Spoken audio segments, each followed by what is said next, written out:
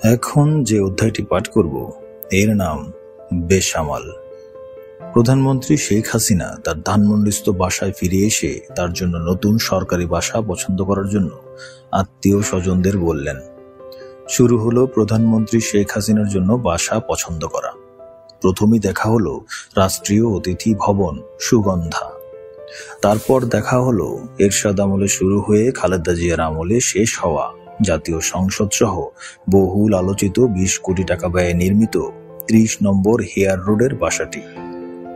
এরপর রাষ্ট্রীয় অতিথি ভবন পদ্মা, মেঘনা এবং অবশেষে করতোয়া। বহু চিন্তা ভাবনা, আত্মীয় স্বজনের সাথে অনেক আলাপ আলোচনার পর শেরেবাংলা নগর সংসদ ভবনের পশ্চিম উত্তরে ক্রিসেন্ট লেকের পশ্চিমে বিশাল আকারের দুর্গের ন্যায় করতোয়াকে পছন্দ করা হল। প্রধানমন্ত্রী শেখ হাসিনার পিতা শেখ মুজিবের আমলে তার অফিস ছিল এখানে। তখন এই ভবনকে বলা হতো গণভবন। পুনরায় এই ভবনের নাম গণভবন দিয়ে প্রধানমন্ত্রী শেখ হাসিনার বাসভবন করা হলো। ৩রা জুলাই ১৯৯৬ রাত ৯টার দিকে প্রধানমন্ত্রী শেখ হাসিনা এই গণভবনে এসে উঠলেন। গণভবনে এসে তিনি সোজা দ্বিতীয় তলায় চলে গেলেন। দ্বিতীয় তলার শোবার রুম দেখলেন, খাবার রুম দেখলেন, বসার রুম দেখলেন, আরো ৮-১০টা রুম দেখলেন। প্রতিটি রুমেই ২৬ ইঞ্চি রঙিন টেলিভিশন এবং অত্যাধুনিক আসবাবপত্রে সুচারুরূপে সাজানো। রাত বেশি হওয়ায় বিশাল প্রাসাদের বিশাল আয়তনের নিচতলার অংশটি প্রধানমন্ত্রী শেখ হাসিনা দেখতে পারলেন না, ঘুমিয়ে পড়লেন। পরদিন ৪ঠা জুলাই, ঈদের দিনে ছোট ছোট ছেলেমেয়েরা যেমন খুব ভোরে উঠে গোসল টোসল সেরে নতুন জামা কাপড় পরে খুশির ঠেলায় বেড়াতে বের হয়ে যায়, ঠিক ওই রকম ভাবেই প্রধানমন্ত্রী শেখ হাসিনা খুব ভোরে উঠে সার করে গোছল টোছল সেরে নতুন শাড়ি পরে ৭টা বাজার আগেই তার কার্যালয়ে চলে গেলেন। ফিরলেন দুপুর প্রায় ১টায়। গণভবনের নিচতলায় ঢুকতেই হাতের ডান দিকে অর্থাৎ নিচতলার পশ্চিম পার্শ্বের ৩ নম্বর রুমে ঢুকলেন। সঙ্গে ছিলেন চাচি, মানে শেখ হেলালের মা।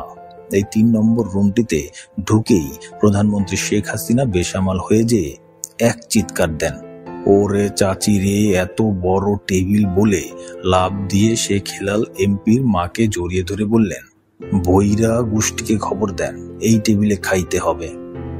চাচি বললেন, বইরা গোষ্ঠী আসলেও টেবিল ভরবি নে। প্রধানমন্ত্রী শেখ হাসিনা বললেন, তাইলে টুঙ্গিপাড়ার মাইনষেরে খবর দেন, এই টেবিলে খাইতে হবে। প্রধানমন্ত্রীর চিৎকারে তার নিরাপত্তার দায়িত্বে নিয়োজিত সেনাবাহিনীর বিশেষ দল SSF এবং PGR এর সদস্যরা এগিয়ে এলে প্রধানমন্ত্রী শেখ হাসিনা চুপ করে যান এবং চাচিকে সঙ্গে নিয়ে উপরে চলে যান। গণভবনের ৩ নম্বর রুমটি একটি বিশাল রুম। এই রুমে ডিম্ব আকৃতির একটি বিশাল টেবিল রয়েছে এবং এই টেবিলের চারদিকে প্রায় ১০২ রিভলভিং চেয়ার রয়েছে। এই রুমটি খাওয়ার বা ডাইনিং রুম নয়, এটি আসলে একটি কনফারেন্স রুম। এবার যে অধ্যায়টি পাঠ করব এর নাম ২ বোনের ভাগাভাগি।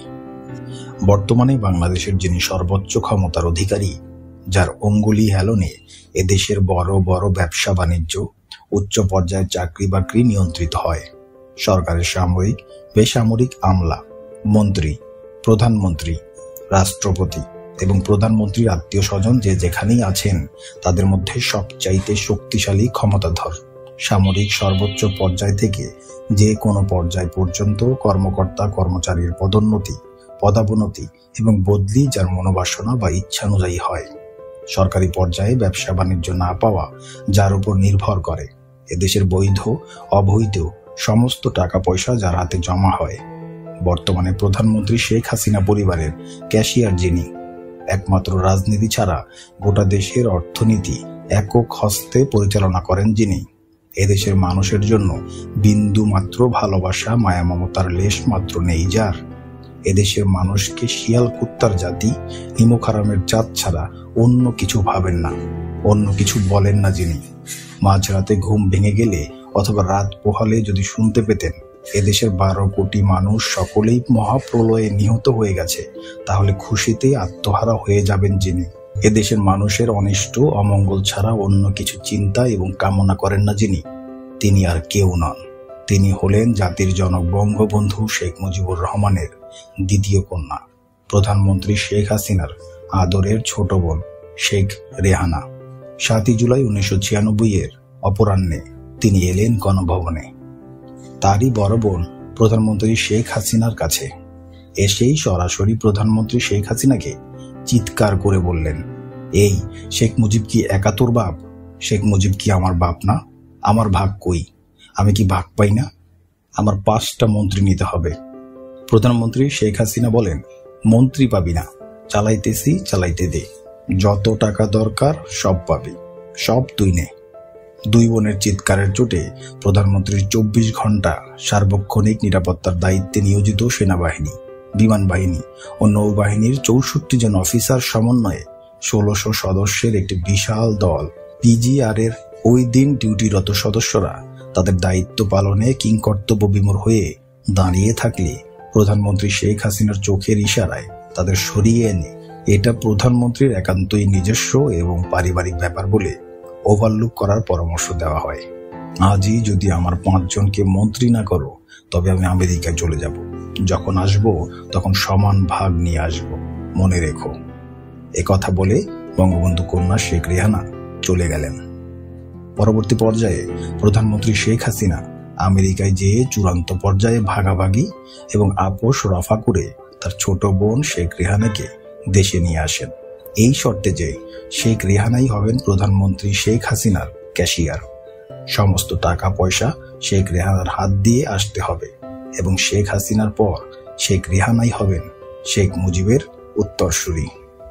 এখন যে অধ্যায়টি পাঠ করব এর নাম শেয়ার বাজার কেলেঙ্কারি।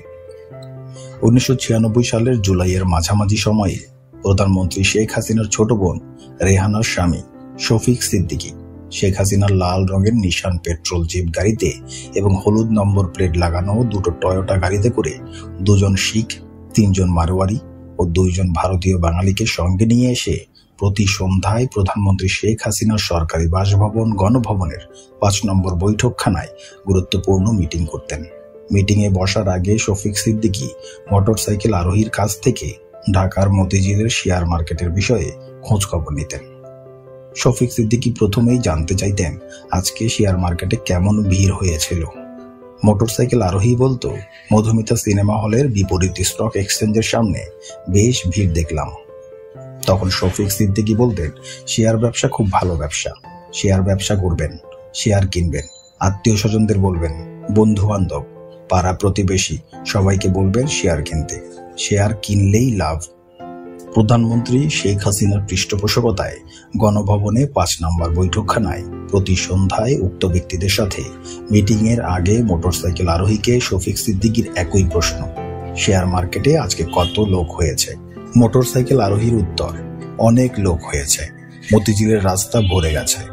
শফিক সিদ্দিকীর একই কথা, সবাইকে শেয়ার কিনতে বলবেন, শেয়ার কেনা খুবই লাভজনক ব্যবসা, কিনলেই লাভ। এভাবে দিন যেতে লাগলো। এক পর্যায়ে প্রতিদিন সরেজমিনে শেয়ার মার্কেটের প্রকৃত অবস্থা দেখে সন্ধ্যায় গণভবনে এসে তা জানানোর জন্য মোটরসাইকেল আরোহীকে শফিক সিদ্দিকী দায়িত্ব দিয়ে দিলেন। মোটরসাইকেল আরোহী প্রতি সন্ধ্যায় প্রধানমন্ত্রী শেখ হাসিনার সরকারি বাসভবন গণভবনে গিয়ে শফিক সিদ্দিকীকে শেয়ার মার্কেটের বাস্তব অবস্থা জানাতে লাগলো। আর শফিক সিদ্দিকী তা জানার পর ভারতীয় শিখ, মারোয়ারি এবং বাঙালি ব্যবসায়ীদের সাথে গুরুত্বপূর্ণ মিটিং করতে থাকলেন। সত্যি শেয়ার কিনলেই লাভ, শেয়ার বিক্রি করাটা কোনো ব্যাপার না, কেনাটাই আসল ব্যাপার। আজ কোনো মতে শেয়ার কিনতে পারলে আগামীকাল আসতে না আসতেই তা চড়া দামে বিক্রি হয়ে যাচ্ছে। শেয়ার কেনা নিয়ে প্রায় সারা দেশেই হই হই রই রই পড়ে গেছে। বাজারে প্রচুর ক্রেতা আছে, কিন্তু শেয়ার বিক্রেতা নেই। ক্রেতারা শেয়ার কেনার জন্য রাত দিন ঘুরে বেড়াচ্ছে। একদিন মোটরসাইকেল আরোহী শফিক সিদ্দিকীকে জানালো, শেয়ার মার্কেটে আজ সবচেয়ে বেশি ক্রেতা এসেছে। ইত্তেফাকের মোড়, হাটখোলা, অভিসার সিনেমা হল থেকে শুরু করে পুরো মতিঝিল, শাপলা চত্বর পার হয়ে নটরডেম কলেজ ছাড়িয়ে গেছে। এই সকল এলাকায় যানবাহন বন্ধ হয়েছে, শুধু ক্রেতা আর ক্রেতা, বিক্রেতা নেই। শফিক সিদ্দিকী তার ভারতীয় ব্যবসায়ীদের নিয়ে গণভবনের 5 নং বৈঠকখানায় নির্ধারিত মিটিংয়ে বসলেন। অন্যান্য দিনের তুলনায় আজকের মিটিং অনেক বেশি সময় নিয়ে চলল। অন্যান্য দিন যেখানে মিটিং হয় 1.5-2 ঘন্টা, সেখানে আজকের মিটিং হলো প্রায় 5.5 ঘন্টা। পরের দিন শেয়ার বাজারে আরো বেশি লোক হলো। এবং শফিক সিদ্দিকী তার ভারতীয় ব্যবসায়ী বন্ধুদের নিয়ে দুপুর 3টা থেকেই গণভবনে মিটিংয়ে বসেছেন। রাত 10টা পর্যন্ত একটানা মিটিং চলল। মিটিং শেষে ভারতীয়রা শফিক সিদ্দিকীর সাথে এমন করে করমর্দন ও বুকে বুক মিলিয়ে বিদায় নিল, তাতে মনে হলো এই বিদায় অন্যান্য দিনের মতো বিদায় নেওয়া নয়। তারপর দিন মতিঝিলের শেয়ার বাজারে শুধু বিক্রেতাদের ধাক্কাধাক্কি আর চিৎকার শোনা গেল, কিন্তু শেয়ার ক্রেতা খুঁজে পাওয়া গেল না। প্রধানমন্ত্রী শেখ হাসিনার সরকারি বাসভবন গণভবনে শফিক সিদ্দিকী ও তার ভারতীয় ব্যবসায়ীদেরও দেখা গেল না। এখন যে অধ্যায়টি পাঠ করব এর নাম ওরা 6 জন মুক্তিযোদ্ধা। 1975-এর 15ই আগস্ট শেখ মুজিবুর রহমান নিহত হওয়ার পর ওই হত্যাকাণ্ডের প্রতিবাদে কাদের সিদ্দিকীর সঙ্গে মিলে যে সকল মুক্তিযোদ্ধা দ্বিতীয়বার যুদ্ধ করেছিল, সেই সকল মুক্তিযোদ্ধা 12ই আগস্ট 1996 ঢাকার পুরানো পল্টনে এক বৈঠকে বসে। সারাদিন বৈঠক চলে। বৈঠকে বঙ্গবন্ধু কন্যা শেখ হাসিনা ক্ষমতায় আসায় তাকে এবং তার সরকারকে কিভাবে সহযোগিতা করা যায় এই নিয়ে দিনভর আলোচনা চলে। হালুয়াঘাট এবং নালিতাবাড়ী থানার প্রখ্যাত মুক্তিযোদ্ধা বৈদ্যনাথ কর তার বক্তৃতায় কেন জানি খুবই আবেগপ্রবণ হয়ে বলতে লাগলো, 1971-এর মহান মুক্তিযুদ্ধে যুদ্ধ করেছি, দেশ স্বাধীন করেছি, কিন্তু মরিনি। 1975-এ বঙ্গবন্ধু হত্যার প্রতিবাদে যুদ্ধ করেছি, যুদ্ধে পরাজিত হয়েছি, কিন্তু মরিনি। অবশেষে এক বিধবা যুবতীকে বিয়ে করেছি, আমাদের ঘরে একটি পুত্র সন্তান হয়েছে। আমি এখন এক বিধবা যুবতীর স্বামী এবং এক ছেলের পিতা। আমি আর ভালো মন্দ কোনো কিছুতেই জড়িত হতে চাই না। আপনারা এমন কিছু করবেন যাতে আমার বিধবা স্ত্রী আবার দ্বিতীয়বার বিধবা না হয়, আমার ছেলে পিতৃহারা এতিম না হয়।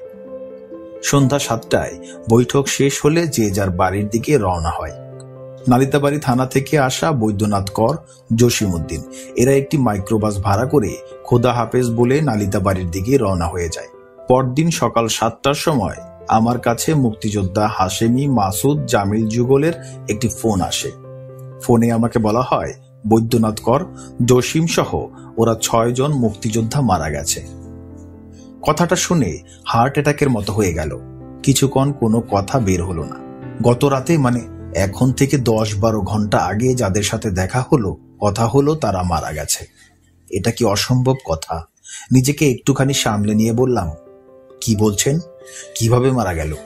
মুক্তিযোদ্ধা হাশেমি, মাসুদ, জামিল যুগল জানালেন, গত রাতে ঢাকা পুরানো পল্টনে উলফাত ভাইয়ের অফিস থেকে মিটিং শেষে নালিতাবাড়ী যাওয়ার সময় সড়ক দুর্ঘটনায় এই 6 জন মুক্তিযোদ্ধা নিহত হয়। অর্থাৎ আমাদের কাছ থেকে বিদায় নেওয়ার কয়েক ঘন্টার মধ্যেই এরা পৃথিবী থেকে বিদায় নিয়ে নিল। শোকে দুঃখে মনটা বিষণ্ণ ভারাক্রান্ত হলো। বাসা থেকে বেরিয়ে কাঁদতে কাঁদতে সোজা গণভবনে গিয়ে প্রধানমন্ত্রী শেখ হাসিনাকে শোক সংবাদটা জানালাম। তিনি ভাবলেশহীন ভাবে শুনলেন।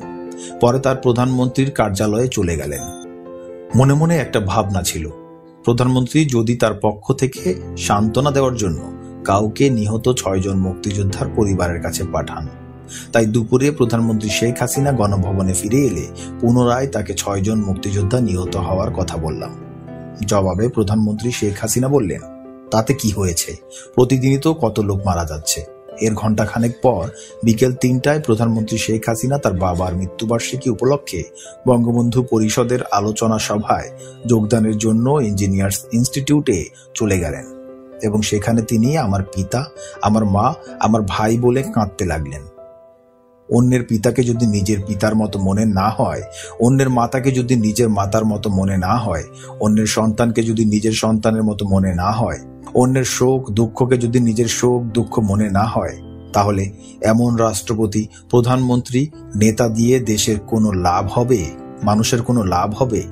নিজের বাবা মা ভাইদের জন্য প্রধানমন্ত্রী শেখ হাসিনার কান্না দেখে শুধু মনে হলো, হে আল্লাহ, তুমি প্রধানমন্ত্রী শেখ হাসিনাকে কি এতই দিনহীন করলে, এতই কাঙাল করলে, যার কেবলই নিজের ছাড়া অন্যের দুঃখে বিন্দুমাত্র অনুভূতি হবে না? হে আল্লাহ, তুমি প্রধানমন্ত্রী শেখ হাসিনাকে মানুষের জন্য মমত্ববোধের সামর্থ্য দাও, মানুষকে ভালোবাসার সামর্থ্য দাও, মানুষের প্রতি অনুভূতি দাও, অপরের সুখ দুঃখকে নিজের করে ভাববার তৌফিক দাও। আমিন।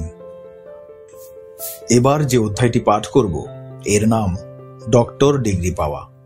6ই ফেব্রুয়ারি 1997 যুক্তরাষ্ট্রের বোস্টন বিশ্ববিদ্যালয় প্রধানমন্ত্রী শেখ হাসিনাকে ডক্টর অফ ল ডিগ্রি প্রদান করে। এই ডক্টরেট ডিগ্রি প্রদানের আগে 96 সালের শেষ প্রান্তে অর্থাৎ ডিসেম্বরের শেষ সপ্তাহে বোস্টন বিশ্ববিদ্যালয়ের প্রেসিডেন্ট জন ওয়েস্টলিং বাংলাদেশে এসেছিলেন। জন ওয়েস্টলিং 4-5 দিন বাংলাদেশে ছিলেন। বাংলাদেশে অবস্থানকালে জন ওয়েস্টলিং 3 দিন ছিলেন ঢাকায় এবং 1 দিন ছিলেন গোপালগঞ্জে। ঢাকায় অবস্থানকালে জন ওয়েস্টলিং প্রধানমন্ত্রী শেখ হাসিনার সরকারি বাসভবন গণভবনেই থাকতেন। গণভবন থেকেই জন ওয়েস্টলিংকে ঢাকার বিভিন্ন জায়গায় নিয়ে ঘুরিয়ে ফিরিয়ে দেখানো হতো। ধানমন্ডি 32 নম্বরে বঙ্গবন্ধু জাদুঘর, সোহরাওয়ার্দী উদ্যান, সংসদ ভবন, স্মৃতিসৌধ ইত্যাদি জায়গাসমূহ দেখানো হলো এবং ঐতিহাসিক গুরুত্ব ব্যাখ্যা করে জন ওয়েস্টলিংকে বোঝানো হলো। একদিনের সফরে টুঙ্গিপাড়ায়ও নেওয়া হলো। টুঙ্গিপাড়ায় শেখ মুজিবুর রহমানের মাজার দেখানো হলো। গোপালগঞ্জ সার্কিট হাউসে রাত্রি যাপন করার পরদিন আবার ঢাকায় নিয়ে এসে বঙ্গবন্ধু জাদুঘরের সমস্ত ছবি এবং নির্দেশনগুলো খুবই ভালোভাবে ব্যাখ্যা করে জন ওয়েস্টলিংকে বুঝিয়ে দেওয়া হলো। শুধু বুঝিয়েই দেওয়া হলো না, একেবারে তোতা পাখির ন্যায় মুখস্থ করিয়ে দেওয়া হলো। জন ওয়েস্টলিংকে সমস্ত কিছু বুঝিয়ে মুখস্থ করিয়ে দেওয়ার দায়িত্বে ছিলেন প্রধানমন্ত্রী শেখ হাসিনার সংসদ বিষয়ক উপদেষ্টা সুরঞ্জিত সেনগুপ্ত। সুরঞ্জিত সেনগুপ্ত জন ওয়েস্টলিংকে সবকিছু বুঝিয়ে মুখস্থ করে দেওয়ার সাথে প্রধানমন্ত্রী শেখ হাসিনাকে ডক্টর অফ ল প্রদানের বিষয়টিও ভালোভাবে বুঝিয়ে দিলেন।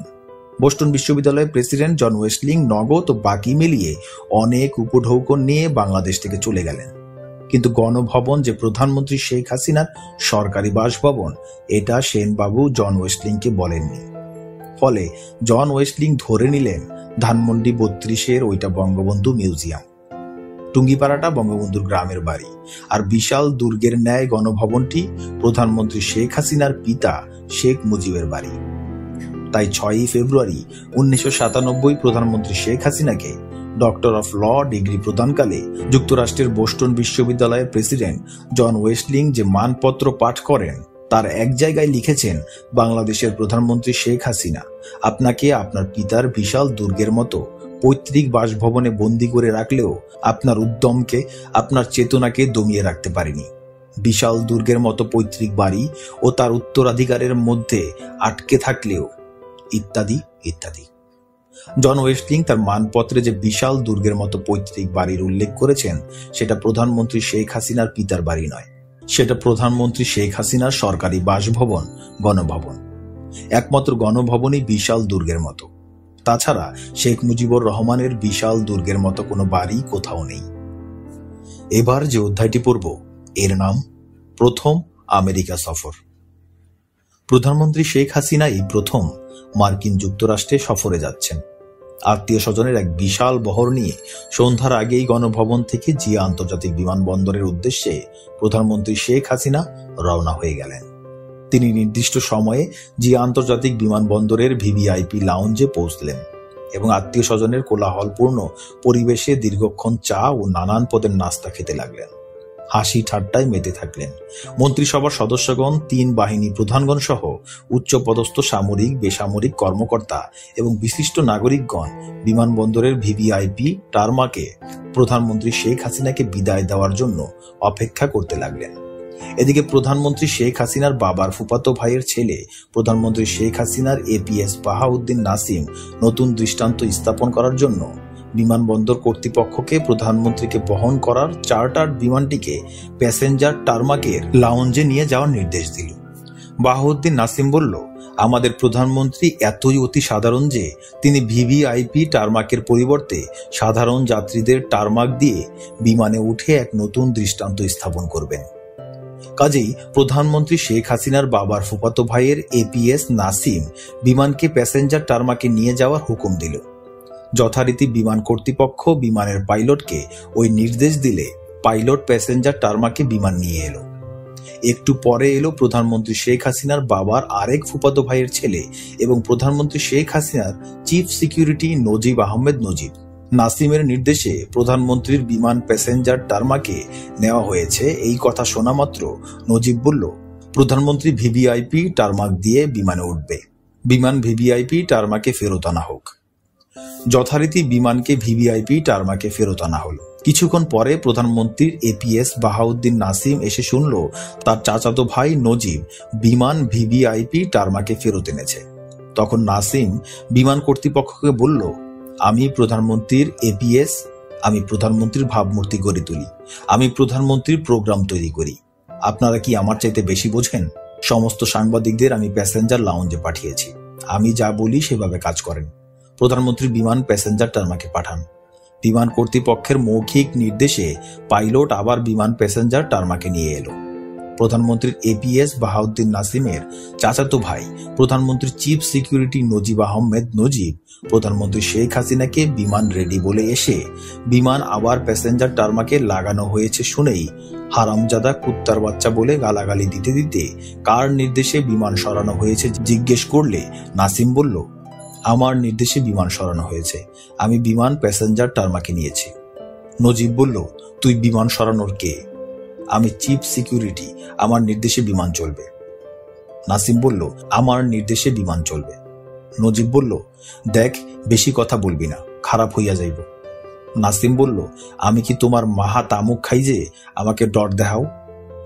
প্রধানমন্ত্রী শেখ হাসিনার বাবার দুই ফুফাতো ভাইয়ের দুই ছেলে এপিএস বাহাউদ্দিন নাসিম এবং চিফ সিকিউরিটি নজিব আহমেদ নজিবের মধ্যেকার ঝগড়ার মুখে বিমান কর্তৃপক্ষ অসহায়ের ন্যায় দাঁড়িয়ে রইল। এমনি ভাবে মিনিট 20-25 চলে গেল। ওদিকে প্রধানমন্ত্রী শেখ হাসিনা বিমানে ওঠার জন্য ভিভিআইপি রেস্টরুম থেকে বাইরে এসে দাঁড়িয়ে রইলেন এবং বললেন, কি ব্যাপার, আমাকে এখনো বিমানে তুলছ না কেন? দুই চাচাতো ভাই নজিব নাসিমের ঝগড়া থামানোর জন্য দুই চাচাতো ভাইয়ের চাইতেও অনেক অনেক বেশি ক্ষমতাধর ব্যক্তি, বলতে গেলে ক্ষমতার শীর্ষের 3-4 নম্বর ব্যক্তি, যিনি সচরাচর নজিব নাসিমদের ব্যাপারে হস্তক্ষেপ করে না। কিন্তু যাকে দেখলে নজিব নাসিম ভয়ে এবং কৌশলগত কারণে নেতিয়ে পড়ে। পাগলের মতো টাকা পয়সার দিকে ছোটা ছাড়া আর অন্য কোনো কাজ নেই যার, তিনি প্রধানমন্ত্রী শেখ হাসিনার চাচাতো ভাই। শেখ হেলাল এমপি এসে উপস্থিত হলো। নজিব নাসিম ভয়ে এবং কৌশলগত কারণে নেতিয়ে গেল। শেখ হেলাল এমপি বলল, প্রধানমন্ত্রী দাঁড়িয়ে রয়েছে আর এখনো বিমানের ব্যবস্থা হয়নি, যা ভিভিআইপিতে বিমান লাগান। কর্তৃপক্ষ ভিভিআইপি টারমাকে বিমান নেওয়ার মৌখিক নির্দেশ দিলে ভিভিআইপি আর প্যাসেঞ্জার টারমাকে বারবার বিমান নেওয়া এবং আনার পরিপ্রেক্ষিতে এবার বিমানের পাইলট ভিভিআইপি এবং প্যাসেঞ্জার টারমাকের মাঝখানে বিমান রেখে দিয়ে কর্তৃপক্ষকে বলল, আমাকে লিখিত দিতে হবে, লিখিত ছাড়া বিমানের চাকা একবারও ঘোরাবো না। এবার বিমান কর্তৃপক্ষ আরো বিপাকে পড়ল।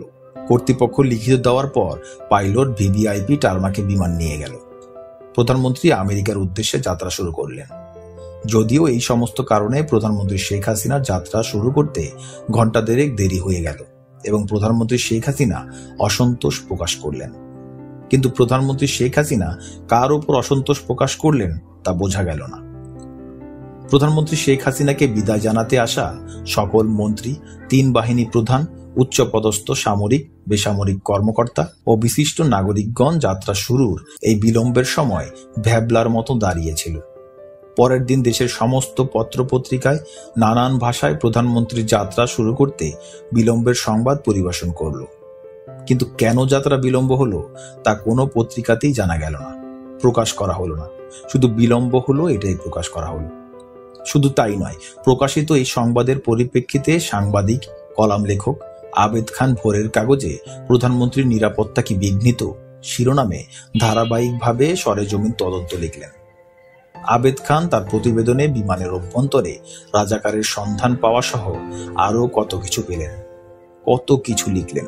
বিমান প্রশাসনের অনেক রদবদল হলো, কিন্তু প্রধানমন্ত্রী শেখ হাসিনার যাত্রা বিলম্বের প্রকৃত কারণ আবেদ খানের কলামে এলো না।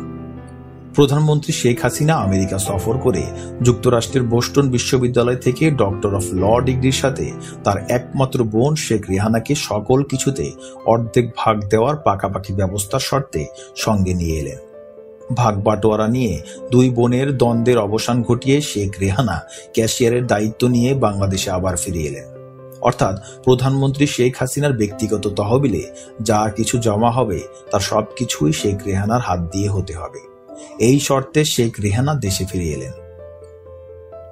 এইবার যে অধ্যায়টি পাঠ করব এর নাম যুদ্ধ বিমান ক্রয়। প্রধানমন্ত্রী শেখ হাসিনার ক্যাশিয়ার বঙ্গবন্ধু কন্যা শেখ রেহানা তার স্বামী শফিক সিদ্দিকীকে সঙ্গে নিয়ে এক বিকেলে প্রধানমন্ত্রীর সরকারি বাসভবন গণভবনে এসে প্রধানমন্ত্রীকে রাশিয়ার MiG-29 বোমারু বিমান ক্রয় করার পরামর্শ দিয়ে বললেন, এই যুদ্ধ বিমান ক্রয় করলে উত্তর পাড়ার লোকেরাও খুশি থাকবে এবং আমরা ভারতের দালাল না, এটাও জনগণ মনে করবে।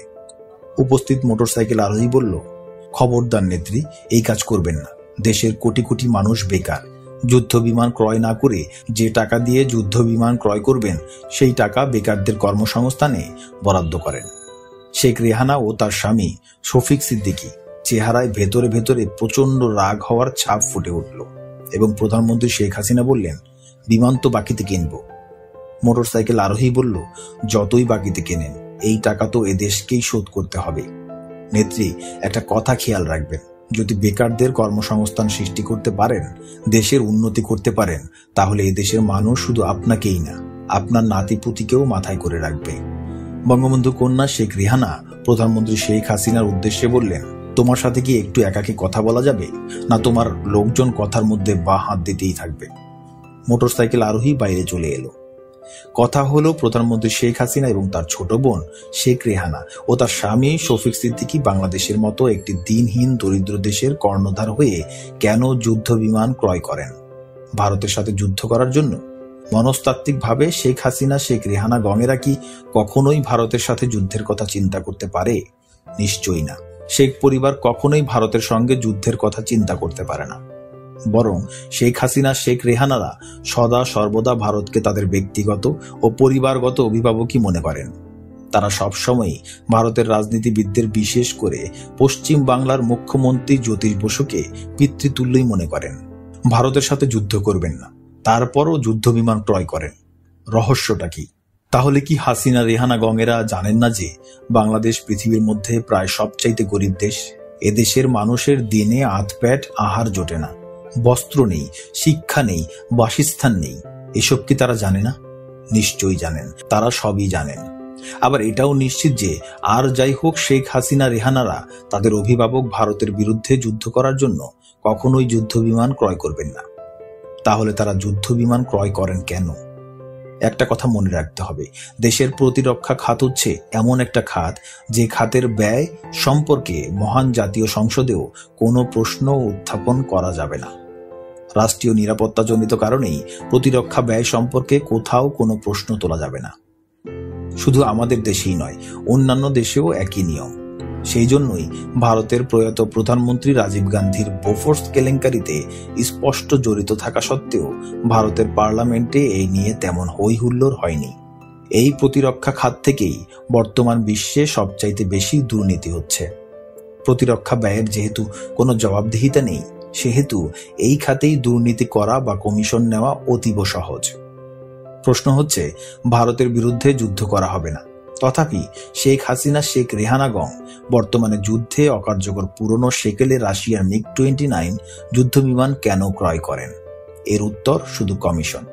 শুধু কমিশন পাওয়ার জন্যই এই অত্যাধুনিক যুগে অত্যাধুনিক কার্যকর জঙ্গি বিমানের পরিবর্তে অকার্যকর সেকেলে পুরনো ধ্বজা ভাঙা বোমারু বিমান ক্রয় করেন। প্রধানমন্ত্রী শেখ হাসিনা এবং তার ক্যাশিয়ার শেখ রেহানা এই রকম এক একটি ডিলে কম করে হলেও শত শত কোটি টাকা পেয়ে থাকেন। এবার যে অধ্যায়টি পাঠ করব এর নাম কাদের সিদ্দিকী বনাম শেখ হাসিনা। দেশের মাটিতে থেকে একমাত্র যিনি কাদেরিয়া বাহিনী নামে বিশাল এক মুক্তি বাহিনী গড়ে তুলেছিলেন, বৃহত্তর টাঙ্গাইল জেলা, বৃহত্তর ময়মনসিংহ জেলা এবং বৃহত্তর পাবনা জেলার অধিকাংশ অঞ্চল তিনি নিজে দখলে ও নিয়ন্ত্রণে রেখে সৃষ্টি করেছিলেন স্বাধীন বাংলাদেশের মুক্ত অঞ্চল। দেশ ত্যাগ করে ভারতে না যেয়ে বৃহত্তর টাঙ্গাইল, ময়মনসিংহ, পাবনা ইত্যাদি অঞ্চল জুড়ে গড়ে তোলা হয়েছিল স্বাধীন বাংলাদেশ। এই স্বাধীন বাংলাদেশের হানাদার মুক্ত অঞ্চলে পাকিস্তানি হানাদার বাহিনী কখনোই ঢুকতে পারেনি। পাকিস্তানি খান সেনারা যখনই মুক্তাঞ্চলে প্রবেশের চেষ্টা করেছে, তখনই প্রচন্ড মার খেয়ে ফেরত এসেছে। এই মুক্তাঞ্চলে মুক্তি বাহিনীর পাশাপাশি গড়ে তোলা হয়েছিল স্বাধীন বাংলাদেশের বেসামরিক প্রশাসন। এখানে যুদ্ধের সাথে চলত রাজস্ব আদায়। নিয়োগ দেওয়া হতো রাজকর্মচারী ও কর্মকর্তাদের। গড়ে তোলা হয়েছিল বিচার বিভাগ, সাংস্কৃতিক বিভাগ। শুধু বাংলাদেশেরই নয়, সারা বিশ্বের মুক্তিযুদ্ধের ইতিহাসে এমন নজির খুঁজে পাওয়া যাবে না। মুক্তিযুদ্ধের বিশ্ব ইতিহাসে নজিরবিহীন ইতিহাস সৃষ্টি করেছিলেন যিনি, তিনি হলেন মুক্তিযুদ্ধের কিংবদন্তি নায়ক বঙ্গবীর আব্দুল কাদের সিদ্দিকী, বীর উত্তম। মুক্তিযুদ্ধের সময় লোকে যাকে বাঘা সিদ্দিকী বলে জানত, যার নাম শুনলে পাকিস্তানি সেনাবাহিনীর জেনারেলদের পর্যন্ত আত্মারাম খাঁচা হয়ে যেত। 1975 সালের 15ই আগস্ট শেখ হাসিনার পিতা শেখ মুজিবুর রহমানকে সপরিবারে হত্যা করলে একমাত্র বঙ্গবীর আব্দুল কাদের সিদ্দিকী ওই হত্যার প্রতিবাদ করে। শেখ মুজিব হত্যার পর কাদের সিদ্দিকী নিজেকে শেখ মুজিবের চতুর্থ পুত্র দাবি করে। 1971-এর ন্যায় পুনরায় যুদ্ধ শুরু করেন। এই যুদ্ধ ছিল কাদের সিদ্দিকীর জীবনে এবং বাংলাদেশের রাজনৈতিক ইতিহাসে সবচাইতে বড় রাজনৈতিক ভুল। এই যুদ্ধে কাদের সিদ্দিকীর সঙ্গে জনগণের অংশগ্রহণ তো দূরের কথা, সামান্যতম সমর্থন ছিল না। 1975-এর 15ই আগস্ট শেখ মুজিব হত্যাকাণ্ডকে জনগণ সমর্থন করেছিল কিনা যদিও এটা গবেষণার বিষয়, তথাপি এটা নিশ্চিত বলা যায় ওই হত্যাকাণ্ড জনগণ নীরবে গ্রহণ করেছিল। সেজন্যই শেখ মুজিব হত্যার প্রতিবাদে কাদের সিদ্দিকীর দ্বিতীয়বার যুদ্ধ জনগণ প্রত্যাখ্যান করেছে। শেখ মুজিব হত্যার প্রতিবাদে যুদ্ধে জনগণ সামিল তো হয়নি, বরং যে 1003 যোদ্ধা কাদের সিদ্দিকীর সাথে যুদ্ধে অংশ নিয়েছিল জনগণ তাদের বাংলাদেশ সরকার ও সেনাবাহিনীর কাছে ধরিয়ে দিতে চেয়েছিল। ওই যুদ্ধ হয়ে দাঁড়িয়েছিল শেখ মুজিব হত্যা, পরবর্তী বাংলাদেশ সরকার এবং বাংলাদেশের আপামর জনগণের বিরুদ্ধে। ফলে 1971-এর মহান মুক্তিযুদ্ধে বঙ্গবীর আব্দুল কাদের সিদ্দিকী বিজয়ী হলেও 1975-এর শেখ মুজিব হত্যার প্রতিবাদ যুদ্ধে কাদের সিদ্দিকী এবং তার বাহিনী শোচনীয়ভাবে পরাজয় বরণ করে। যুদ্ধে পরাজিত হয়ে কাদের সিদ্দিকী নির্বাসনে ভারতে চলে গেলে শেখ মুজিব কন্যা শেখ হাসিনা তাকে ধর্মের ভাই ডাকে। সেই থেকেই তাদের ধর্মের ভাই বোনের সম্পর্ক এতই গভীর ছিল যে কাদের সিদ্দিকী মাংস খেতেন না বিধায় শেখ হাসিনা ইলেকট্রিক হিটার এবং মাছ কিনে কাদের সিদ্দিকী যে হোটেলে থাকতেন সেখানে গিয়ে নিজে রান্না করে কাদের সিদ্দিকীকে খাওয়াতেন। শেখ হাসিনা প্রকাশ্যেই বলতেন, একমাত্র কাদের সিদ্দিকী ছাড়া পৃথিবীতে আর তার কেউ নেই এবং কাদের সিদ্দিকী তার পিতা শেখ মুজিবুরের একমাত্র উত্তরসূরি। শেখ হাসিনা বলতেন, সারা জীবন কাদের সিদ্দিকীর ঝি চাকরানির কাজ করেও কাদের সিদ্দিকীর ঋণ তিনি শোধ করতে পারেন না। 1981 সালের 17ই মে শেখ হাসিনা ভারত থেকে বাংলাদেশে ফিরে আসার প্রাক্কালে কলকাতা দমদম বিমানবন্দরে বলেন, দেশে ফিরে তার একমাত্র কাজ হবে বঙ্গবন্ধুর উত্তরসূরি তার ধর্মের ভাই কাদের সিদ্দিকী ও তার লোকজনকে দেশে ফিরিয়ে নেওয়ার ব্যবস্থা করা। কিন্তু দেশে ফিরে এসে শেখ হাসিনা তার ধর্মের ভাই শেখ মুজিবুরের উত্তরসূরি কাদের সিদ্দিকীকে ফিরিয়ে আনার কার্যকর কোনো ব্যবস্থা না নিলে বঙ্গবীর কাদের সিদ্দিকীর সহধর্মিণী নাসরিন সিদ্দিকী, বঙ্গবীর কাদের সিদ্দিকী বীর উত্তম স্বদেশ প্রত্যাবর্তন সংগ্রাম পরিষদ নামে একটি নতুন সংগঠন করে অত্যন্ত যোগ্যতা ও দক্ষতার সাথে বাংলাদেশের আনাচে কানাচে ঝটিকা সফর করে কাদের সিদ্দিকীকে দেশে ফিরিয়ে আনার পক্ষে ব্যাপক জনমত সৃষ্টি করলে শেখ হাসিনা এটাকে ভালো দৃষ্টিতে না দেখে চ্যালেঞ্জ হিসেবে মনে করেন এবং নাসরিন সিদ্দিকী ও ওই সংগঠনকে কুদৃষ্টিতে দেখতে থাকেন। শেখ হাসিনা প্রকাশ্যে কিছু না বললেও ভেতরে ভেতরে তার সংগঠন আওয়ামী লীগকে কাদের সিদ্দিকীর ওই সংগঠনের সাথে সম্পর্ক না রাখার এবং বিরোধিতা করার নির্দেশ দেন।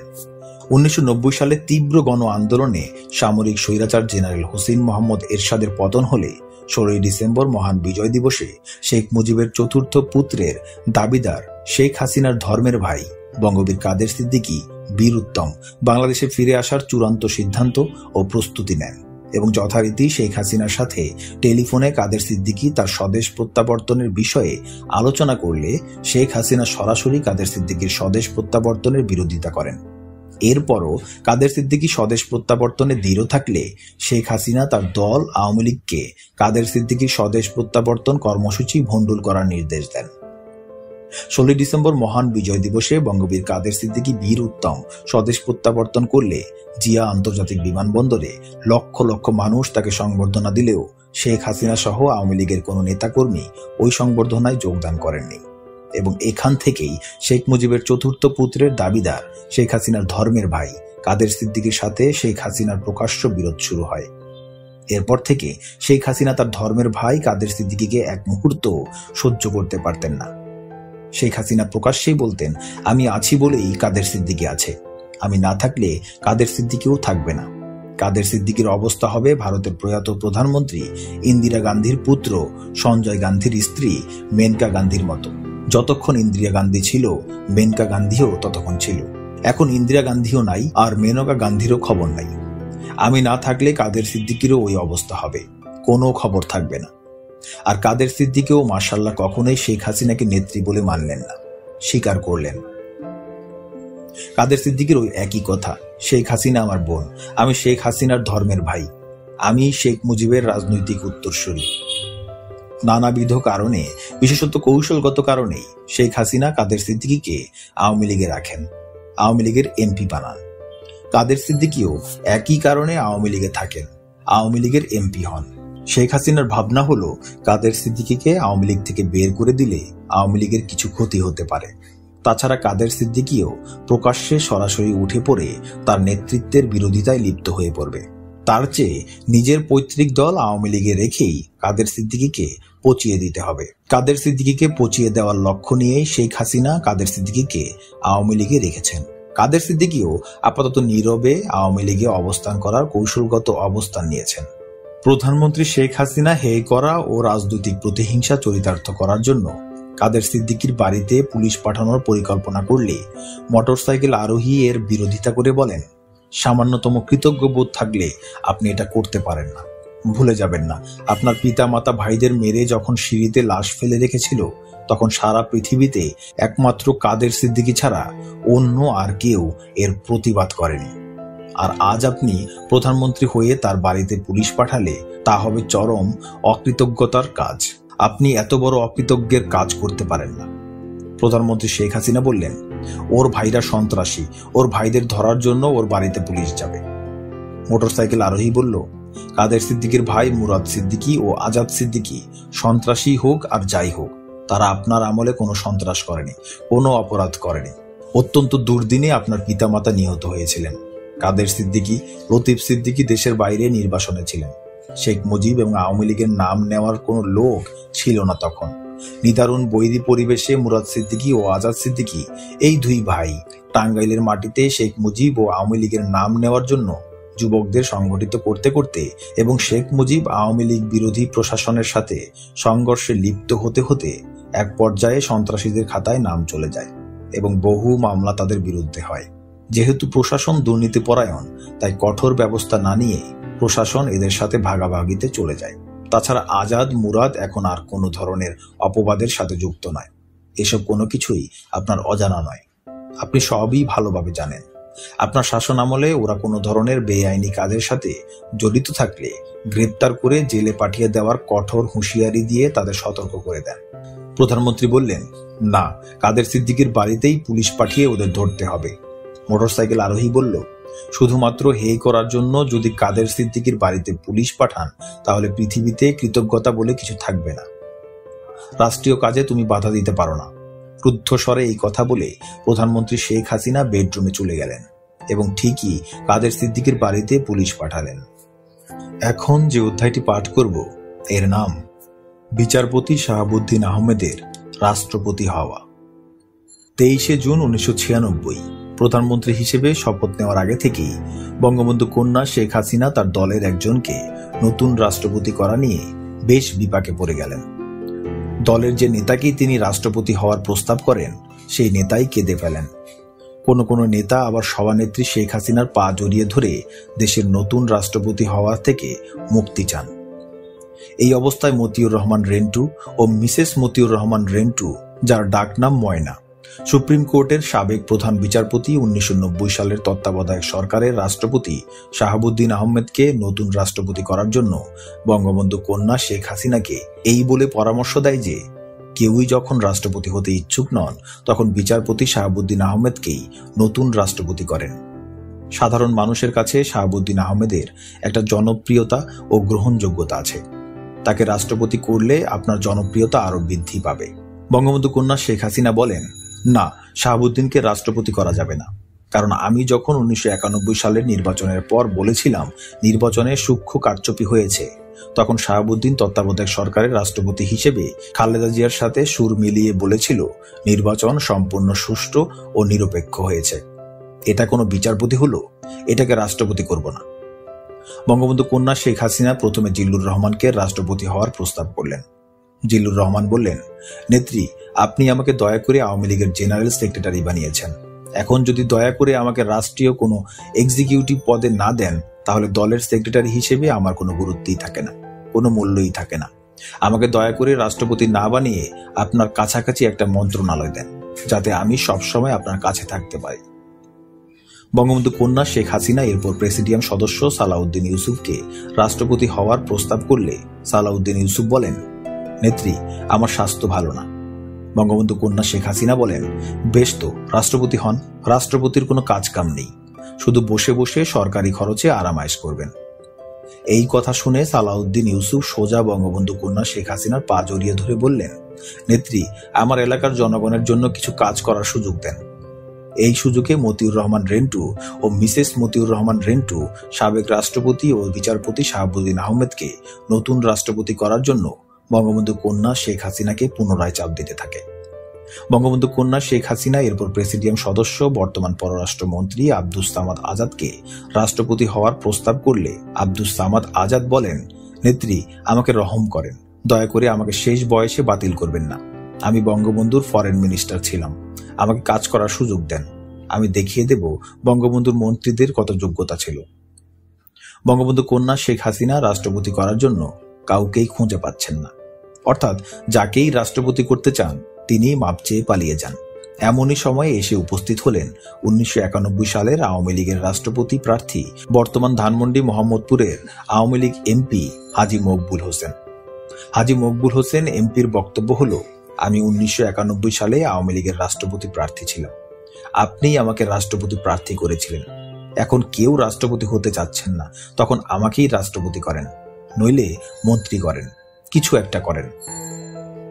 বঙ্গবন্ধু কন্যা শেখ হাসিনা বললেন, না, আপনাকে কিছুই করা হবে না। মনে নেই 1991-এ আমার বিরুদ্ধাচরণ করেছিলেন, আমার সম্পর্কে নানা কথা প্রকাশ করেছিলেন। আপনাকে কিছুই করা হবে না, এমপি করেছি, এটাই যথেষ্ট। এই পরিস্থিতিতে 21শে জুন 1996 মতিউর রহমান রেন্টু ও মিসেস মতিউর রহমান রেন্টু বঙ্গবন্ধু কন্যা শেখ হাসিনাকে বোঝালেন, রাষ্ট্রপতির তো বসে বসে আরামায়েশ করা আর চাঁদ দেখা ছাড়া অন্য কোনো কাজ নেই। রাষ্ট্রপতির হাতে কোনো নির্বাহী ক্ষমতা নেই। মন্ত্রী শাসিত সরকারের রাষ্ট্রপতি হলো নাচের পুতুল, যেভাবে আপনি নাচাবেন সেইভাবেই রাষ্ট্রপতিকে নাচতে হবে। এই সুযোগ আপনি হাতছাড়া করেন কেন? সাবেক রাষ্ট্রপতি বিচারপতি শাহাবুদ্দিন আহমেদকে নতুন রাষ্ট্রপতি বানিয়ে আরেকটা বাহাবা কেন নেবেন না? বাহাবা নেওয়ার সুযোগ চলে গেলে কিন্তু আর বাহাবা নিতে পারবেন না। বঙ্গবন্ধু কন্যা শেখ হাসিনা তখন বলেন, ঠিক আছে, তাহলে শাহাবুদ্দিনকেই রাষ্ট্রপতি করি। বঙ্গবন্ধু কন্যা শেখ হাসিনা 23শে জুন প্রধানমন্ত্রী হিসেবে শপথ নিয়ে বঙ্গভবন থেকে প্রধানমন্ত্রী হিসেবে সাবেক রাষ্ট্রপতি বিচারপতি শাহাবুদ্দিন আহমেদের বাসায় গিয়ে তাকে নতুন রাষ্ট্রপতি হওয়ার প্রস্তাব করেন এবং রাষ্ট্রপতি আব্দুর রহমান বিশ্বাসের মেয়াদ শেষ হওয়ার পর সাবেক রাষ্ট্রপতি ও বিচারপতি শাহাবুদ্দিন আহমেদকে নতুন রাষ্ট্রপতি নির্বাচিত করেন। এবার যে অধ্যায়টি পাঠ করব এর নাম বেগম খালেদা জিয়ার বিরুদ্ধে মামলা। 1996 সালের নভেম্বর মাসের প্রথম সপ্তাহের এক বিকেলে প্রধানমন্ত্রী শেখ হাসিনার সরকারি বাসভবন গণভবনের নিচতলার পূর্ব দিকের 2 নম্বর ড্রয়িং রুমে প্রধানমন্ত্রী এবং তার আত্মীয় স্বজন মিলে গল্প গুজব করছেন। শেখ রেহানা এবং তার স্বামী শফিক সিদ্দিকী, চাচাতো বোন লুনা, মিনা, এরা সবাই পুলিশের সাব ইন্সপেক্টর পদে চাকরি দেওয়ার অভিযোগে সাবেক প্রধানমন্ত্রী বেগম খালেদা জিয়ার বিরুদ্ধে মামলা দেওয়ার জন্য প্রধানমন্ত্রী শেখ হাসিনাকে সলা পরামর্শ দেয়। অর্থাৎ 1991 সালে ক্ষমতায় এসে বেগম খালেদা জিয়া এবং তার স্বরাষ্ট্রমন্ত্রী আব্দুল মতিন চৌধুরী নাকি তাদের পছন্দ মতো 45 জনকে বাংলাদেশ পুলিশ বাহিনীতে সাব ইন্সপেক্টর পদে চাকরি দিয়েছে। আর এই অভিযোগে বেগম জিয়া ও মতিন চৌধুরীর বিরুদ্ধে স্বজনপ্রীতি ও দুর্নীতির মামলা দায়ের করতে দুর্নীতি দমন ব্যুরোকে নির্দেশ দেওয়ার জন্য প্রধানমন্ত্রী শেখ হাসিনাকে উল্লেখিত আত্মীয় স্বজনেরা পিড়াপিড়ি করতে লাগলো। মতিউর রহমান রেন্টু ও মিসেস মতিউর রহমান রেন্টু প্রধানমন্ত্রী শেখ হাসিনা সহ তার আত্মীয়দের বুঝিয়ে বলেন যে সাবেক প্রধানমন্ত্রী বেগম খালেদা জিয়াদের না কচিয়ে বরং তাদের মাথায় হাত বুলিয়ে চেষ্টা করে দেখেন দেশের উন্নতি করতে পারেন কিনা। যদি একবার কোনো মতে দেশ গঠন করতে পারেন তাহলে দেখবেন শুধু আপনাকেই না, আপনার নাতিপুতিকেই এদেশের মানুষ মাথায় করে রাখবে। বিএনপি ও বেগম খালেদা জিয়াকে হোস্টাইল করে আপনি দেশ গড়তে পারবেন না, আবার আপনাকে এবং আওয়ামী লীগকে বাদ দিয়ে কেউ দেশ গড়তে পারবে না। আপনি ও খালেদা জিয়া এই দুই শক্তির ঐক্য ছাড়া কিছুতেই দেশের মঙ্গল করা যাবে না, দেশের উন্নয়ন করা যাবে না। বিভেদ, অনৈক্য, শত্রুতা পরিত্যাগ করে বন্ধুত্বের হাত বাড়িয়ে দেন। বেগম খালেদা জিয়া আপনার আগের প্রধানমন্ত্রী, তাকে বড় বোন ডেকে বুকে টেনে নিয়ে দেশের উন্নয়নের চেষ্টা করুন, তাতে আপনারই লাভ হবে অনেক বেশি। মামলা করলে আপনার ক্ষতি হবে, দেশের ক্ষতি হবে। প্রধানমন্ত্রী শেখ হাসিনা বললেন, তুমি জানো না খালেদা জিয়া ছাত্রদল আর যুব দলের লোকদের পুলিশে চাকরি দিয়েছে। মতিউর রহমান রেন্টু বলল, এটা আংশিক সত্য, আসল সত্য হলো টাকা দিয়ে এরা চাকরি নিয়েছে। তারপরও যদি ধরে নেই চাকরি পাওয়া সকলেই ছাত্রদল, যুব দলের লোক, তবুও তো তারা এদেশেরই মানুষ। বেগম জিয়া ৪৫ জনকে চাকরি দিয়েছে, সেই পথ ধরে আপনি ছাত্রলীগ, যুবলীগের ৭,০০০ জনকে চাকরি দেন, কিন্তু মামলা করবেন না। মামলায় কোনো ফল হবে না, মামলা করলে বরং আপনি ছোট হয়ে যাবেন। সব কাজেই তোমাদের বাধা, তোমাদের আপত্তি। এই কথা বলে প্রধানমন্ত্রী শেখ হাসিনা উপরে তার শয়ন কক্ষে চলে গেলেন এবং প্রধানমন্ত্রীর ছোট বোন শেখ রেহানা, তার স্বামী শফিক সিদ্দিকী এবং তাদের চাচি ও চাচাতো বোনেরা মতিউর রহমান রেন্টু, মিসেস মতিউর রহমান রেন্টুকে ভীষণ তিরস্কার করল। পরে ঠিকই পুলিশের এই চাকরি দেওয়াকে স্বজনপ্রীতি ও দুর্নীতি আখ্যায়িত করে দুর্নীতি দমন ব্যুরো 1996 সালের 21শে ডিসেম্বর প্রাক্তন প্রধানমন্ত্রী বেগম খালেদা জিয়া ও প্রাক্তন স্বরাষ্ট্রমন্ত্রী আব্দুল মতিন চৌধুরীর বিরুদ্ধে একটি মামলা দায়ের করে। এবার যে অধ্যায়টি পাঠ করব এর নাম গঙ্গা ও পার্বত্য চট্টগ্রাম এবং ট্রানজিট চুক্তি। ভারতের পশ্চিম বাংলার মুখ্যমন্ত্রী জ্যোতি বসু 1996 সালের শেষের দিকে বাংলাদেশ সফরে এলেন। মুখ্যমন্ত্রী জ্যোতি বসু বাংলাদেশে এসেই সরাসরি প্রধানমন্ত্রী শেখ হাসিনার সরকারি বাসভবন গণভবনে চলে এলেন। প্রধানমন্ত্রী শেখ হাসিনা যে কয়জন ভারতীয় অভিভাবক আছেন, পশ্চিম বাংলার মুখ্যমন্ত্রী জ্যোতি বসু তাদের মধ্যে অন্যতম। শুধু অন্যতমই নয়, শেখ হাসিনা পরিবারের ভারতীয় অভিভাবকদের মধ্যে জ্যোতি বসু সবার শীর্ষে। প্রধানমন্ত্রী শেখ হাসিনা এবং শেখ রেহানা সপরিবারে যখন ভারতে ছিলেন, তখন ভারতীয় মুরব্বী বা অভিভাবকদের মধ্যে জ্যোতি বসুর সান্নিধ্য ও স্নেহ পেয়েছেন সবচাইতে বেশি। জ্যোতি বসু পিতৃতুল্য স্নেহ, মমতা ও সান্নিধ্য দিয়ে গড়ে তুলেছেন শেখ হাসিনা ও রেহানাকে। 1981 সালের 17 মে বাংলাদেশে ফিরে আসার পর শেখ হাসিনা যতবার ভারতে গিয়েছেন, মূলত মুখ্যমন্ত্রী জ্যোতি বসুর সাথে সলা পরামর্শের জন্য গিয়েছেন। জ্যোতি বসুদের বহু সাধনার ফসল আজ শেখ হাসিনা বাংলাদেশের প্রধানমন্ত্রী। ভারতের পশ্চিম বাংলা রাজ্যের সেই মুখ্যমন্ত্রী জ্যোতি বসু আজ এসেছেন বাংলাদেশের প্রধানমন্ত্রী শেখ হাসিনার বাসভবন গণভবনে। গণভবনে ঢুকতেই আগে থেকে প্রস্তুত হয়ে থাকা প্রধানমন্ত্রী শেখ হাসিনা দৌড়ে এসে জ্যোতি বসুর পায়ে পড়ে পদধূলি নিলেন। দীর্ঘদিন পর পিতা ঘরে এলে নাবালিকা কন্যা যেভাবে ছুটে এসে পিতার পায়ে পড়ে, ঠিক সেভাবে প্রধানমন্ত্রী শেখ হাসিনা জ্যোতিবাবুর পায়ে পড়লেন। অতঃপর দোতলায় খাস কামরায় নিয়ে বসালেন এবং আগে থেকে তৈরি করে রাখা নানা ধরনের খাবার প্রধানমন্ত্রী শেখ হাসিনা নিজেই পরিবেশন করে জ্যোতি কাকাকে খাওয়াতে লাগলেন। জ্যোতি কাকা খেতে খেতে পারিবারিক, রাজনৈতিক এবং ভারত বাংলাদেশের দ্বিপাক্ষিক বিষয়ে কথা বলতে থাকলেন। এক পর্যায়ে জ্যোতি বসু বললেন, দেখো মা, গঙ্গার জলটল কিছু পাবে না, আমিই পাই না, আর তুমি কিভাবে পাবে? আমি প্রধানমন্ত্রী দেবগৌর এর সাথে আলোচনা করে রেখেছি, তুমি গঙ্গা চুক্তি করে ফেলো। তাতে করে তুমি জল না পেলেও তোমার বিরোধীরা গঙ্গার জল বলে রাজনৈতিক ইস্যু আর তৈরি করতে পারবে না। এই সুবিধাটা তুমি পেয়ে যাবে। 20-30 বছরের একটা চুক্তি করে দেব। তুমি আবার প্রথমেই 20-30 বছরের কথা বলতে যেও না। তুমি বলবে 5 বছর মেয়াদের গঙ্গা চুক্তি করতে যাচ্ছ। তোমার বিরোধীরা এই 5 বছর মেয়াদ নিয়ে চিল্লাফাল্লা করতে থাকবে। পরে আমি 20-30 বছর মেয়াদের চুক্তি করে দেব। কেন্দ্রীয় প্রধানমন্ত্রী ও জলমন্ত্রীর সাথে আমার এই রকমই কথা হয়েছে। তুমি এভাবেই কাজ চালিয়ে যাও। আর একটি কথা মা, পার্বত্য চট্টগ্রামের উপজাতীয়দের সাথে তুমি সহসা একটা চুক্তি করে ফেলবে। ওদের রেভিনিউ ওদের থাকবে, ওদের কর্মচারী ওদের থাকবে। ওখানে কখনো কিছু তুমি করতে চাইলে উপজাতীয়দের অনুমতি নিয়ে করবে। এটা আমি কেন্দ্রীয় প্রধানমন্ত্রী, স্বরাষ্ট্রমন্ত্রী, প্রতিরক্ষা মন্ত্রী এবং পার্বত্য চট্টগ্রামের উপজাতীয় নেতাদের কথা দিয়েছি। যথাশীঘ্র সম্ভব তুমি পার্বত্য উপজাতীয়দের সাথে এই চুক্তি সম্পাদন করবে। এই চুক্তির নাম দেবে শান্তি চুক্তি। এতে তোমারও লাভ হবে। তুমি প্রচার করবে দীর্ঘদিনের যুদ্ধ লড়াই আর অশান্তি দূর করে শান্তি চুক্তি করেছ। সারা দুনিয়ায় তোমার পক্ষে শান্তি শান্তি রব উঠবে, তোমার বাহবা চলবে। বলা যায় না, তুমি নোবেল পুরস্কারও পেয়ে যেতে পারো। বাংলাদেশের প্রধানমন্ত্রী শেখ হাসিনা সুবোধ বালিকার মতো শুধু জি কাকা বলতে লাগলো। জ্যোতি কাকা বললেন, আর একটা লাভ তোমার হবে। বলতো কি লাভ? ওরা খুশি হবে। ওরা খুশি হলে কি হবে?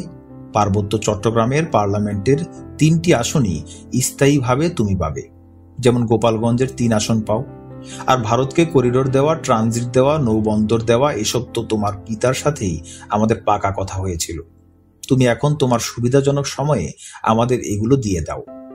বেশি দেরি করো না, কিন্তু বেশি দেরি করলে আবার দিল্লির দিকে ভুল বোঝাবুঝি হতে পারে, বুঝলে? পশ্চিম বাংলা রাজ্যের মুখ্যমন্ত্রী জ্যোতিবাবু কাজ শেষে চলে গেলেন। তারপর ভারতের প্রধানমন্ত্রী দেবগৌড় বাংলাদেশ সফর করে গেলেন। বাংলাদেশের প্রধানমন্ত্রী শেখ হাসিনা দিল্লি সফরে গেলেন এবং পশ্চিম বাংলার মুখ্যমন্ত্রী জ্যোতি কাকার সাজানো 30 বছর মেয়াদের পানিবিহীন গঙ্গা চুক্তি করে এলেন। এরপরই প্রধানমন্ত্রী শেখ হাসিনা তার ফুফাতো ভাই মহান জাতীয় সংসদের বকলম চিফ হুইপ মাতাল আব্দুল হাসনাত আবদুল্লাহকে প্রধান করে পার্বত্য চট্টগ্রাম বিষয়ে কমিটি গড়লেন এবং জ্যোতিবাবুর নীল নকশা অনুযায়ী রাজস্ববিহীন, রাজকর্মচারীবিহীন এবং রাজকর্তৃত্ববিহীন পার্বত্য চট্টগ্রাম শান্তি চুক্তি করলেন। এই শান্তি চুক্তি অনুযায়ী 1. গণপ্রজাতন্ত্রী বাংলাদেশ সরকার পার্বত্য চট্টগ্রামের কোনো খাজনা ট্যাক্স পাবে না এবং ওই অঞ্চলের যাবতীয় খাজনা ট্যাক্স উপজাতীয়রাই সংগ্রহ করবে ও খরচ করবে। 2. পার্বত্য চট্টগ্রামের স্থানীয় কোনো কর্মচারী গণপ্রজাতন্ত্রী বাংলাদেশ সরকারের কর্মচারী হবে না। উপজাতীয়রাই উপজাতীয়দের মধ্যে থেকে ওই সকল কর্মচারীদের নিয়োগ দেবে, পদোন্নতি দিবে এবং বরখাস্ত করবে। 3. পার্বত্য চট্টগ্রামের জলাশয়, ভূমি, বন ইত্যাদি যা কিছু আছে, উপজাতীয়রা যদি অনুমতি না দেয় তাহলে গণপ্রজাতন্ত্রী বাংলাদেশ সরকার অধিগ্রহণ বা কোয়ার করতে পারবে না। এইবার যে অধ্যায়টি পড়ব এর নাম ডক্টর মহিউদ্দিন মন্ত্রী। 1996 সালের রমজান মাস। প্রধানমন্ত্রী শেখ হাসিনার সরকারি বাসভবন গণভবনে দেশের মান্যবর ব্যক্তি, সরকারি কর্মকর্তা, রাজনীতিবিদ, বিদেশি দূতাবাসের লোকজনের ইফতার পার্টি। গণভবনের ভেতরের বিশাল মাঠে বিশাল প্যান্ডেল, বিশাল আয়োজন। অধিকাংশ অতিথি এসে গেছেন। এমন সময় ডক্টর কামাল হোসেন তার 2-3 জন সাথী নিয়ে পশ্চিম দিক থেকে প্যান্ডেলের দিকে এগিয়ে আসছেন। প্যান্ডেলের পূর্ব দিকের শেষ প্রান্তে বসে থাকা প্রধানমন্ত্রী শেখ হাসিনা এটা দেখা মাত্র চিৎকার করে ডক্টর কামাল হোসেনের দিকে হাত উঠিয়ে বলে উঠলেন, ওই যে ঘর ভাঙা আসছে, ঘর ভাঙা আসছে। এই ঘর ভাঙাকে দূরে বসা, ঘর ভাঙা যেন আমার কাছে না আসতে পারে, ঘর ভাঙাকে দূরে বসা। এপিএস বাহাউদ্দিন নাসিম ডক্টর কামাল হোসেনকে প্যান্ডেলের পশ্চিম পার্শ্বের এক কোণে একটা টেবিলে নিয়ে বসালেন। প্রধানমন্ত্রী শেখ হাসিনা ঘুরে ঘুরে ইফতার পার্টিতে আগত অতিথিদের খোঁজ খবর নিচ্ছেন, সৌজন্য বিনিময় করছেন, কিন্তু ডক্টর কামাল হোসেনের দিকে গেলেন না। প্যান্ডেলের এক টেবিলে অন্যান্য স্টাফদের সাথে মাথা নিচু করে বসে আছেন প্রধানমন্ত্রীর মুখ্য সচিব ডক্টর মহিউদ্দিন খান আলমগীর। প্রধানমন্ত্রী শেখ হাসিনা যখন এদিকে এলেন, ডক্টর মহিউদ্দিন খান আলমগীর খাওয়া ছেড়ে চেয়ার থেকে উঠে দাঁড়িয়ে পড়লেন এবং এমন ভাবে প্রধানমন্ত্রী শেখ হাসিনাকে সালাম দিলেন যে এটা সালাম না, পায়ে হাত দিয়ে কদম বুঝি একেবারে ধারের কাছের লোকজন ছাড়া অন্য কেউ তা বুঝতেই পারল না। ইফতার পার্টির অনুষ্ঠানের শেষে গণভবনের নিচতলার 5 নম্বর ড্রয়িং রুমে বসে প্রধানমন্ত্রী শেখ হাসিনা ইফতার পার্টিতে আসা তার কয়েকজন আত্মীয়ের সাথে আলাপ করতে যেয়ে বললেন, ডক্টর মহিউদ্দিন খান আলমগীরকে মন্ত্রী বানাতে হবে। মোটরসাইকেল আরোহী বলল, মহিউদ্দিন খান আলমগীরকে মন্ত্রী বানাবেন কি জন্য? প্রধানমন্ত্রী শেখ হাসিনা বললেন, আমার ক্ষমতায় আসার পেছনে মহিউদ্দিন খান আলমগীরের অনেক অবদান রয়েছে। মোটরসাইকেল আরোহী বলল, ডক্টর মহিউদ্দিন খান আলমগীর রাজদ্রোহী। মাত্র কিছুদিন আগে সরকারের একজন কর্মকর্তা হয়েও মহিউদ্দিন খান আলমগীর সরকারের সাথে বিদ্রোহ করেছে। তাকে মন্ত্রী করলে তা সরকারের সাথে বিদ্রোহের পুরস্কার হিসেবে পরিগণিত হবে এবং এটা সরকারের সাথে বিদ্রোহের পুরস্কারের উদাহরণ হয়ে থাকবে। আপনার সরকারের অনেক সরকারি কর্মকর্তা আছে যারা আপনাকে পছন্দ করে না। সরকারের সাথে বিদ্রোহের পুরস্কারের এই উদাহরণ হয়ে থাকলে সুযোগ পেলে তারাও আপনার সরকারের সাথে বিদ্রোহ করবে। মহিউদ্দিন খান আলমগীরকে মন্ত্রী করার আগে এই বিষয়টা খেয়াল রাখতে হবে। আপনি যদি সত্যি মনে করেন আপনার ক্ষমতায় আসার পিছনে মহিউদ্দিন খান আলমগীরের অবদান আছে এবং আপনি তাকে পুরস্কৃত করবেন, তাহলে আগে তাকে চাকরি থেকে অবসর দিয়ে আপনার উপদেষ্টা করেন। সরাসরি মন্ত্রী না করে মন্ত্রীর মর্যাদা দেন। আওয়ামী লীগের প্রেসিডিয়াম মেম্বার করেন, পরের টার্মে মন্ত্রী করেন। প্রধানমন্ত্রী শেখ হাসিনা বললেন, আচ্ছা রেন্টু, তুমি কি আমার সরকারি কাজে কর্মে বাধা দিতেই থাকবা, না আমাকে কাজ করতে দিবা? না নেত্রী, আমি আপনাকে বাধা দিতে যাব কেন? তাহলে তুমি এত কথা বলছো কেন? আপনি বললেন তাই বললাম। এখানে তো আরো অনেকেই আছে, কই কেউ তো তোমার মতো বাধা দিচ্ছে না, তুমি এত কথা বলছো কেন? আগে থেকেই বলে এসেছি, পুরানো অভ্যাস, তাই বলি। আগে বলেছ তখন আমি শেখ হাসিনা ছিলাম, এখন আমি প্রধানমন্ত্রী। যতদিন আমি আপনার সাথে আছি ভালো মন্দ বলে যাব, শোনা না শোনা, করা না করা আপনার ব্যাপার। এখনো প্রধানমন্ত্রীর ক্ষমতা তো দেখো নাই, দেখবা। এই কথা বলে প্রধানমন্ত্রী শেখ হাসিনা দোতলায় চলে গেলেন। সরকারদ্রোহী ডক্টর মহিউদ্দিন খান আলমগীর মন্ত্রী হলেন। এখন যে অধ্যায়টি পাঠ করব এর নাম অবাঞ্ছিত ঘোষণা। মতিউর রহমান রেন্টু ও মিসেস মতিউর রহমান রেন্টু অবাঞ্ছিত হল।